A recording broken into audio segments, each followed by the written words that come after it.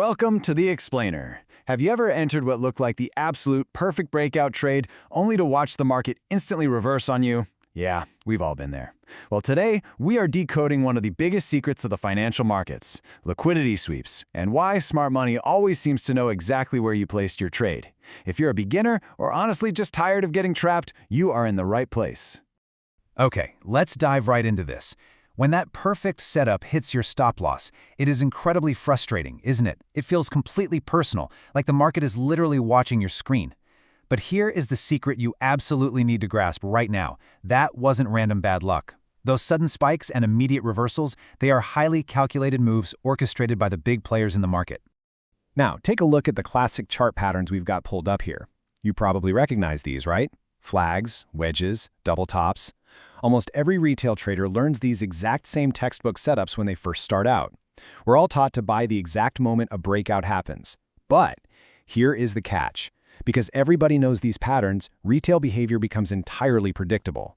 And this shared knowledge, it's exactly what makes the average trader a massive glowing target. To really get this, let's contrast two very different mindsets. On one side, you have retail traders.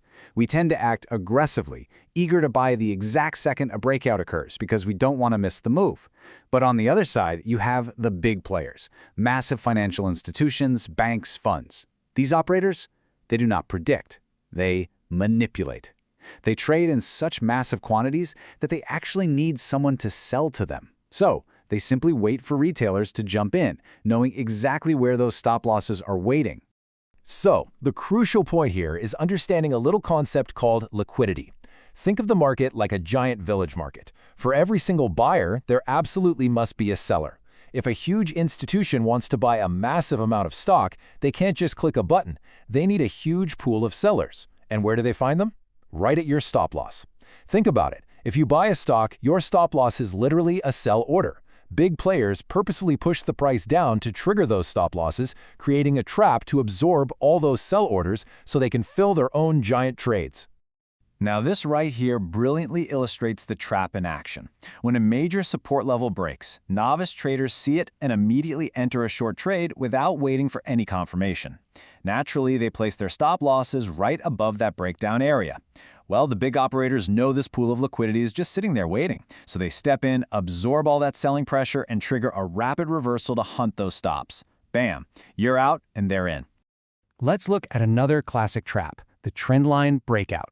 Traders who buy this breakout usually hide their stop losses safely just below the breakout candle. But notice what happens right after the line is broken on this chart. The buying momentum completely dies out. The price fails to push any higher. Listen, this is a massive warning sign. The big players exploit this weak momentum to just push the market back down, sweeping up all those predictable stop losses in one swift move. To really master this whole concept, we need to decode the seller's mindset during a downtrend. As the market falls, sellers who got in at the top are sitting on some pretty substantial profits. When a new support level breaks down, retail traders assume it's going lower and aggressively jump in to sell. But those original big sellers eventually need to book their profits, right? Which means they have to buy their shares back. Those aggressive new retail sellers provide the exact fresh liquidity the big players need to exit, causing the market to snap violently upward.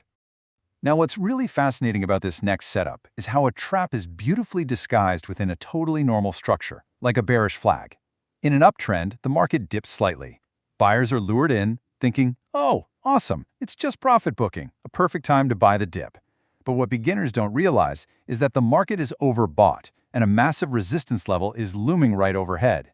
As soon as retail capital is committed, the market reverses sharply from the top. Okay, let's shift gears and see how this builds into an actual strategy. How do we stop being the prey here? By adopting a professional mindset. Professionals do not try to predict. They observe, wait, and react. When a breakout happens, do not jump in right away. Observe the initial break. Wait for a retest of that level. You should really only ever enter when you have clear confirmation that institutions are actually driving the move and not just hunting for liquidity. Our source material explicitly and wisely states, one should not take any entry without any confirmation, one should wait for a pattern or a confirmation candle. Honestly, patience is your greatest asset here.